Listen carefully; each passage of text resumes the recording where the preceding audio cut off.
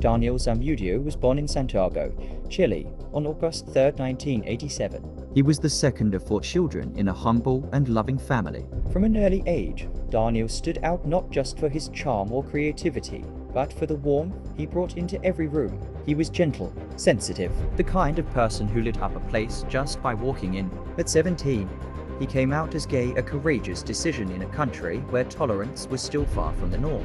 His family didn't have much, but he was close to his mother and grandmother, who raised him with tenderness and hope. He loved pop music, especially Britney Spears. He dreamed of one day becoming a father, of working in fashion, and until then, he worked at a clothing store, saving money so he could return to school and maybe, someday, study modeling. He had dreams, ordinary, beautiful dreams. But Chile in the early 2000s was not a safe place for someone like Daniel. Homophobia in the country went deep. Hate crimes were rarely prosecuted. LGBTQ+ youth lived with a constant, low-level fear, walking with their heads down.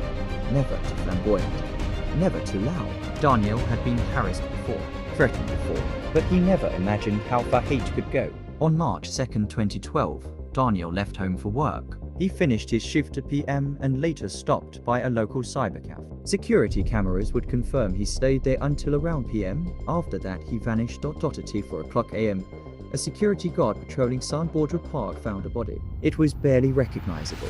No ID, no phone, just a young man, crumpled under a tree, surrounded by broken glass, blood and silence. He was rushed to the hospital in critical condition. Daniel had suffered unimaginable injuries. A severe traumatic brain injury, an open fracture of his left leg.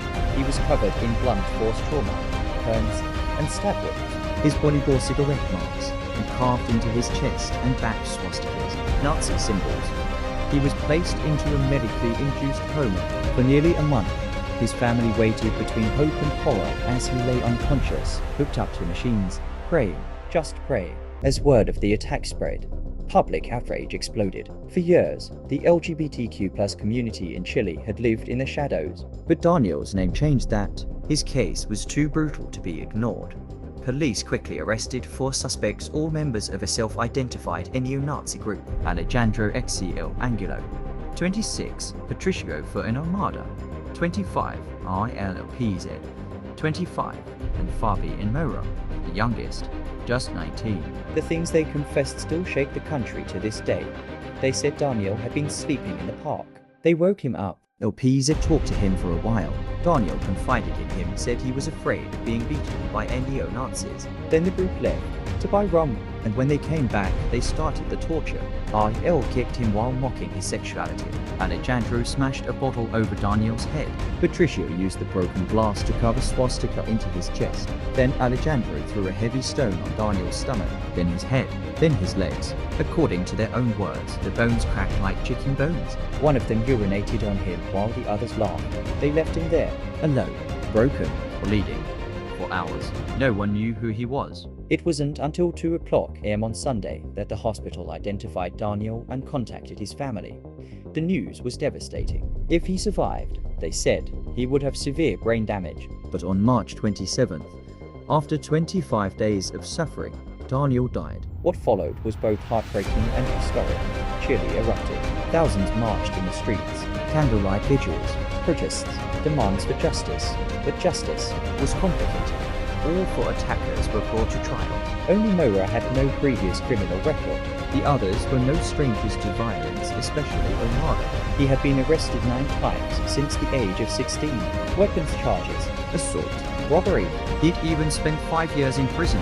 A week before Daniel's attack, Almada had been granted weekend release despite 2 psychological reports warning that he was dangerous and unfit for reintegration. In 2013, the verdicts were handed down. Almada received a life sentence. Angulo and LPZ got 15 years each. Mora just 7. And then came the second heartbreak. In 2016, Mora was released. He appeared on national television not to apologize, but to defend himself. In front of Daniel's father, he denied his role, claimed Daniel had groped him, said he only punched him once, that he didn't know what the others had done. In a remorse. No responsibility. No shame. Even more shocking, the television show staged a confrontation between him and Daniel's grieving father, all for ratings. The country watched in disbelief, but despite the horror, Daniel's name became a symbol of hope. The protests led to legislative change. In 2012, Chile passed an anti-discrimination law known today as the Zamudio Law. It protects individuals from hate crimes based on sexual orientation, gender identity, religion, race, and more. It shouldn't have taken a tragedy. But Daniel changed the country. His story forced a nation to look at itself in the mirror. Daniel Zamudio was kind. Soft-spoken. He loved his family. He loved music. He wanted to model. He wanted to love. He wanted to live, but hate took that away. His legacy is written into the law, but also into the hearts of millions who refuse to forget. He deserved better. He still does. If this story moved you, leave a comment below. What do you think real justice looks like? And if you want to hear more stories that matter, that shake, hurt, and make us think, subscribe to the channel. Because remembering isn't just an act of mourning, it's resistance.